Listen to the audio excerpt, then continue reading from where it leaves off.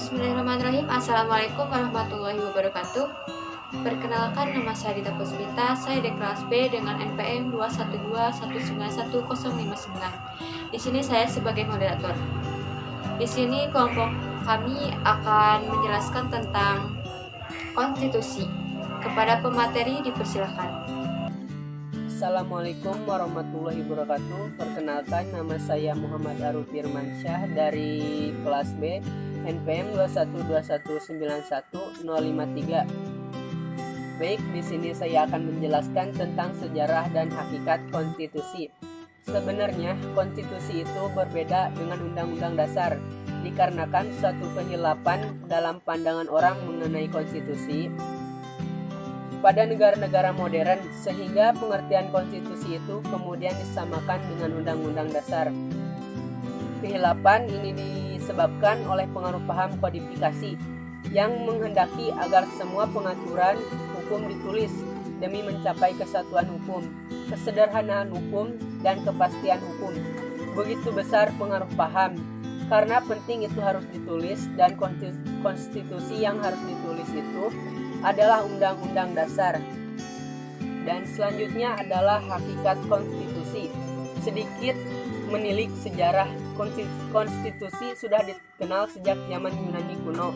Konstitusi itu tidak dibukukan dalam naskah tertulis, karena pada zaman itu memiliki arti yang sangat luas. Dalam praktik kenegaraan, konstitusi dapat diartikan undang-undang dasar atau lebih luas dari undang-undang dasar. Assalamualaikum warahmatullahi wabarakatuh. Perkenalkan, nama saya Oni Ahmad Fauzan dengan nomor NPM 212191069 dari kelompok 3. Saya di sini akan memaparkan materi tentang nilai-nilai konstitusi. Nilai-nilai konstitusi memiliki sebuah nilai. Nilai sendiri diartikan sebagai harga atau tafsiran. Nilai konstitusi memiliki nilai normatif, nilai nominal, dan nilai semantik. 1. Nilai normatif. Suatu konstitusi memiliki nilai normatifnya jika resmi diterima oleh suatu bangsa. Konstitusi itu tidak hanya berlaku dalam arti hukum dalam kurung legal, tetapi juga nyata berlaku efektif dalam masyarakat. Artinya, konstitusi tersebut dilaksanakan oleh masyarakat pendukungnya secara murni dan konsekuen. Contoh nilai normatif adalah bangsa Indonesia mengakui Tuhan Yang Maha Esa dan memberikan kebebasan bagi setiap warga negaranya untuk beribadah sesuai ajarannya masing-masing. 2. Nilai nominal. Konstitusi memuat nilai nominal jika menurut hukum berlaku. Tidak sempurna. Mengapa tidak sempurna? Alasannya, pasal-pasal tertentu tidak berlaku atau tidak seluruh pasal-pasal yang terdapat dalam Undang-Undang Dasar itu berlaku bagi wilayah negara. Contoh nilai nominal adalah nilai uang yang tertera pada mata uang atau instrumen lainnya.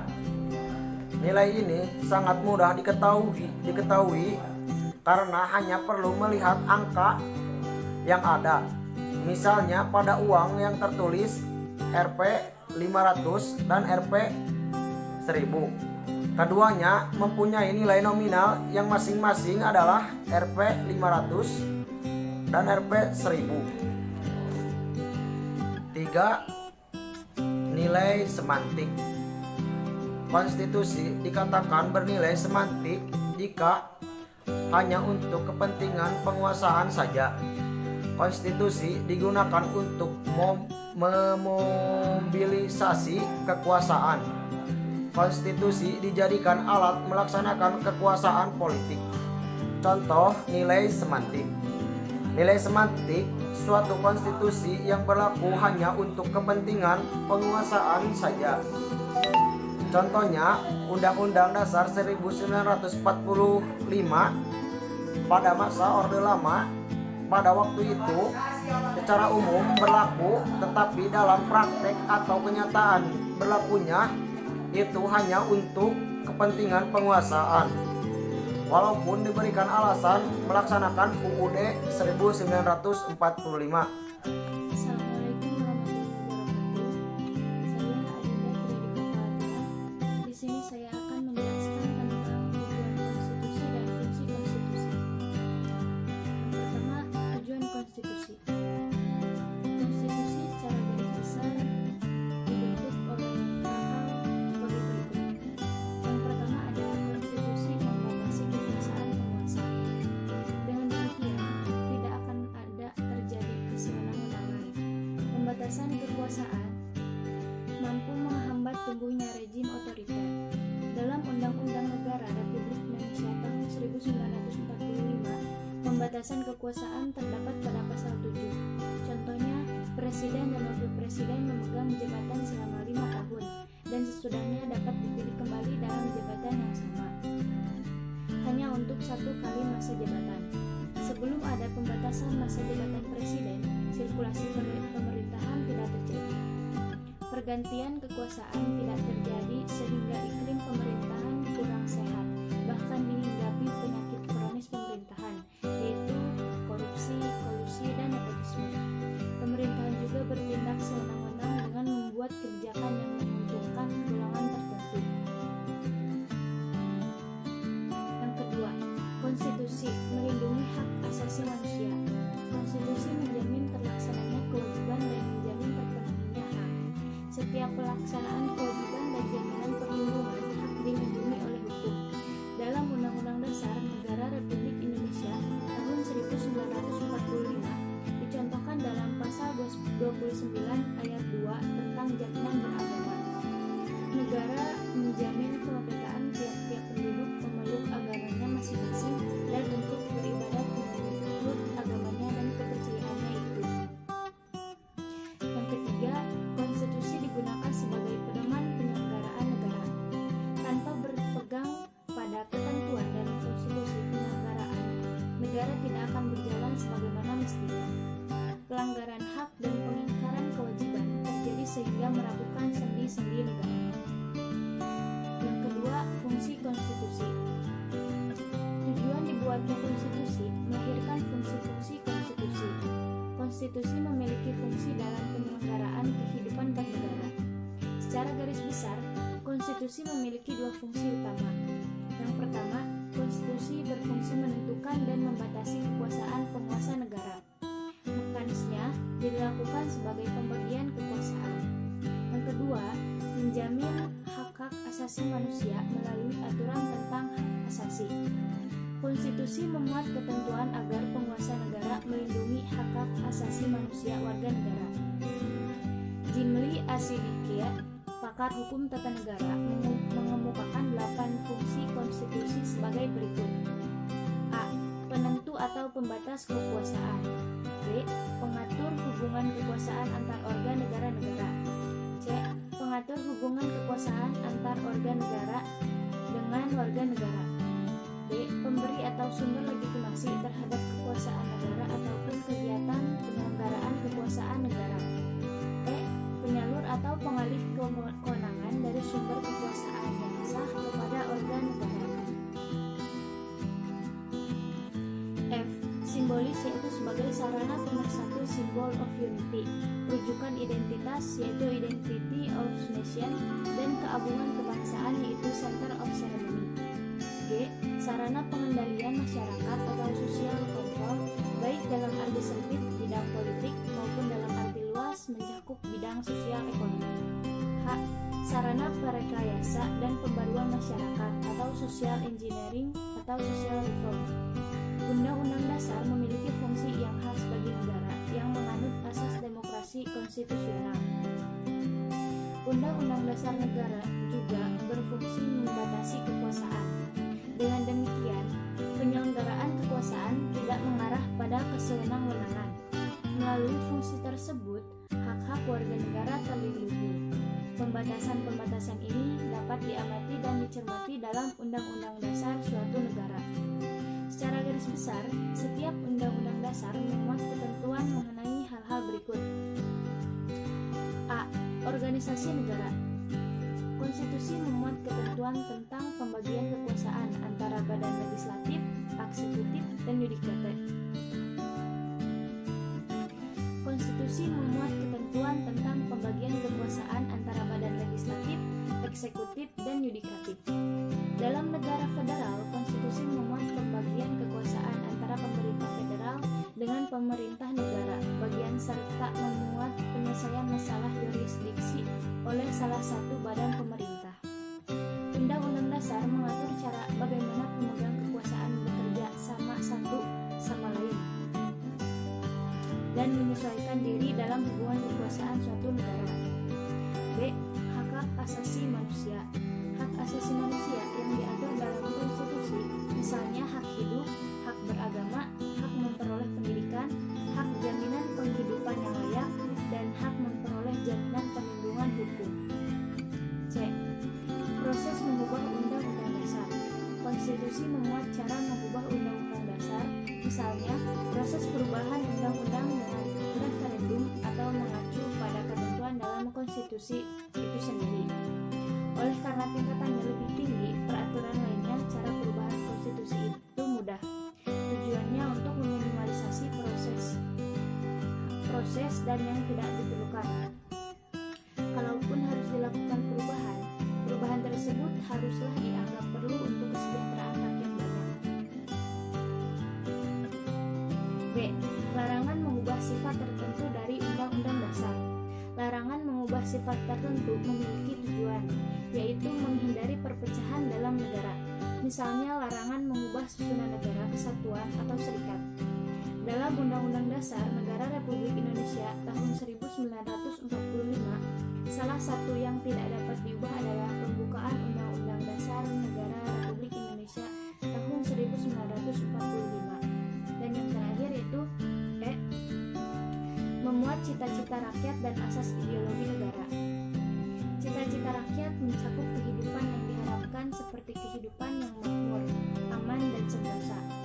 Dalam Undang-Undang Dasar Negara Republik Indonesia tahun 1945, cita-cita dan ideologi negara Indonesia termuat dalam pembukaan Undang-Undang Dasar Negara Republik Indonesia tahun 1945 di alinea ketiga dan keempat.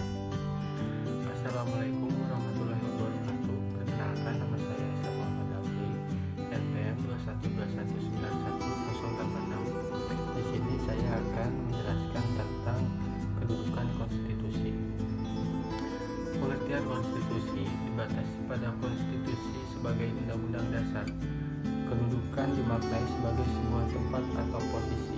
Adapun konstitusi merujuk pada kedudukan konstitusi berarti posisi atau tempat suatu undang-undang dasar negara jika disandingkan dengan peraturan lainnya. Undang-undang dasar menjadi dasar pembentukan peraturan perundang-undangan.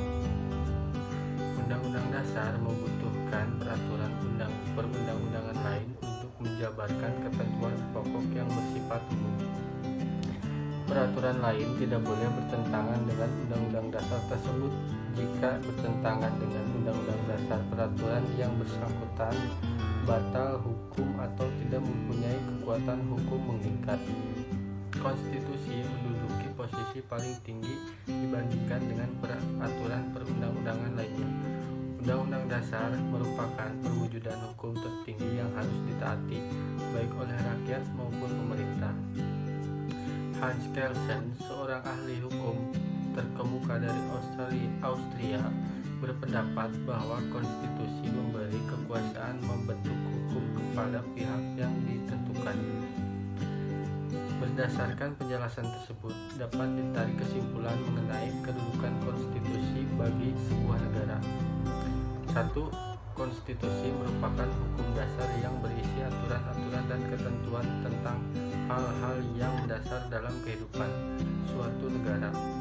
Contoh, pembatasan kekuasaan pemerintahan, dan jaminan akan hak dasar rakyat. 2. Konstitusi merupakan hukum tertinggi dalam hierarki peraturan perundang-undangan nasional sebuah negara. Peraturan perundang-undangan sebuah negara dapat dirinci dan diurutkan berdasarkan tingkatnya mulai dari terendah hingga yang tertinggi menyerupai piramida. Assalamualaikum warahmatullahi wabarakatuh. Perkenalkan, nama saya Teguh Agam Al-Ansori, NPM 212191079. Di sini saya akan menjelaskan materi tentang Undang-Undang Dasar Negara Republik Indonesia tahun 1945. Undang-Undang Dasar Negara Republik Indonesia tahun 1945 sebagai Konstitusi Republik Indonesia atau bukan tergantung pada sudut pandang. Jika dipandang menggunakan patokan konstitusi dalam arti sempit, Undang-Undang Negara Republik Indonesia tahun 1945 termasuk konstitusi. Adapun jika dipandang menggunakan konstitusi dalam arti luas, Undang-undang ini merupakan bagian dari konstitusi karena konstitusi memiliki cakupan lebih luas, tidak sebatas peraturan tertulis. Peraturan tidak tertulis pun merupakan bagian dari konstitusi. Undang-undang ini merupakan hukum dasar negara Indonesia. Di dalamnya berisi kaidah mendasar tentang struktur ketatanegaraan Indonesia. Undang-undang ini memuat nilai-nilai pokok kaidah yang fundamental seperti 1. Peraturan ditentukan dan dibuat oleh pembentuk negara. Berdasarkan sejarah terjadinya, pembukaan undang-undang ini ditetapkan oleh pembentuk negara yaitu PPKI sebagai badan yang mewakili bangsa Indonesia yang telah berhasil mengesahkan Undang-Undang Dasar ini. 2. Adanya pernyataan lahir atau diijab-kabulkan sebagai penjelmaan kehendak pembentuk negara untuk menjadikan hal-hal tertentu sebagai dasar negara dari negara yang dibentuknya. Dalam hal materi, pembukaan Undang-Undang Dasar memuat dasar-dasar negara yang dibentuk seperti berikut. Yang ke-1, tujuan negara. Ada 2, tujuan umum dan khusus.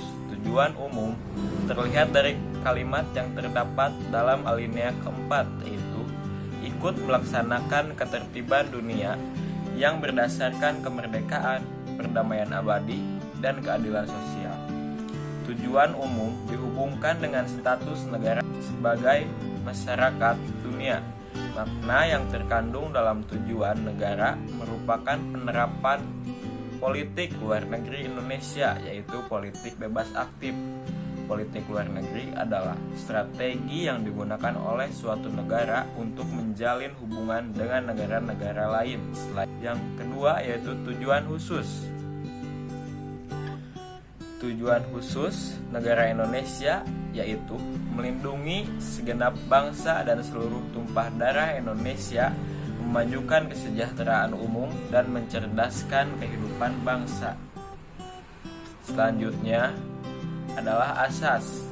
Asas negara ada 2, yaitu asas rohani negara, yaitu Pancasila yang tercantum pada alinea keempat yang berbunyi ketuhanan yang Maha Esa, kemanusiaan yang adil dan beradab, persatuan Indonesia, dan kerakyatan yang dipimpin oleh hikmah kebijaksanaan dalam permusyawaratan serta perwakilan, dengan mewujudkan suatu keadilan sosial bagi seluruh rakyat Indonesia.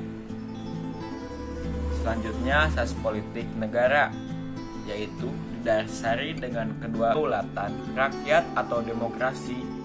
Kekuasaan tertinggi berada di tangan rakyat yang tercantum pada alinea keempat, yaitu yang terbentuk dalam suatu susunan negara Republik Indonesia yang berkedaulatan rakyat. Terima kasih. Sekian dari saya. Wassalamualaikum warahmatullahi wabarakatuh. Baik, mungkin itu saja presentasi dari kelompok 3. Mohon maaf apabila banyak kekurangan atau salah kataan. kami sedang belajar. Wabillahi taufiq wal hidayah. Wassalamualaikum warahmatullahi wabarakatuh.